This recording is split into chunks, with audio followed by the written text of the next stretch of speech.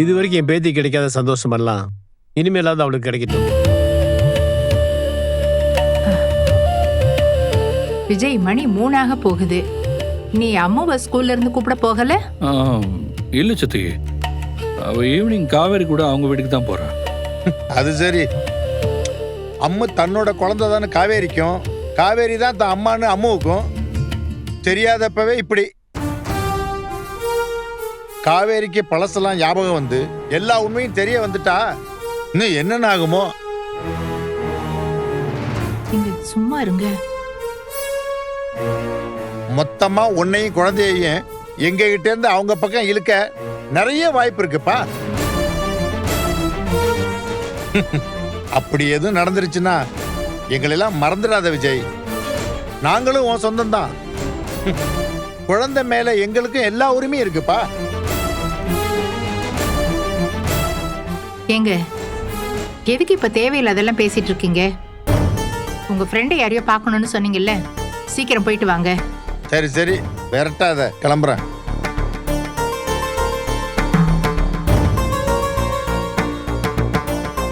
விஜய், உங்க சித்தப்பா பத்தி தான் உனக்கு தெரியும்ல. இப்படித்தான் யோசிக்காம எதையாச்சும் பேசிட்டு இருப்பாரு. நீ எதையும் மனசுல வச்சுக்காத. அதெல்லாம் ஒண்ணும் இல்ல. சரி, எனக்கு கொஞ்சம் வேலை இருக்கு, அதை முடிச்சுட்டு அப்படியே நைட்டு காவேரி வீட்டுக்கு போயிட்டு அம்மாவை கூப்பிட்டு வந்துடுறேன். சரிப்பா. வரேன் சித்தி.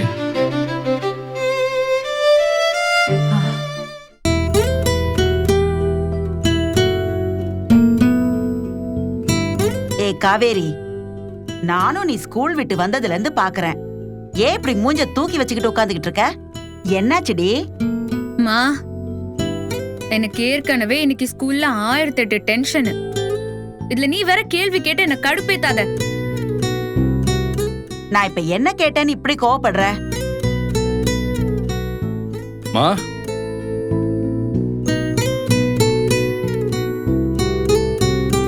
வாங்க தம்பி.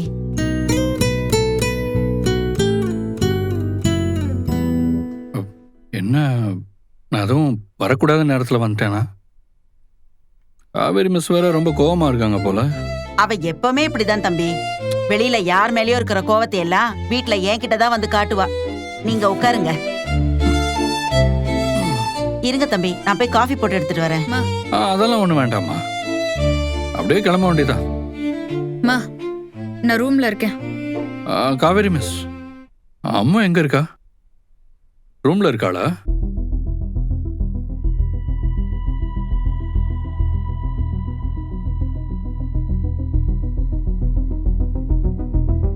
வர்ற வரைக்கும் சமத்தா இருந்தாளா இல்ல ஏதாவது சேட்டை கிட்ட பண்ணாளா?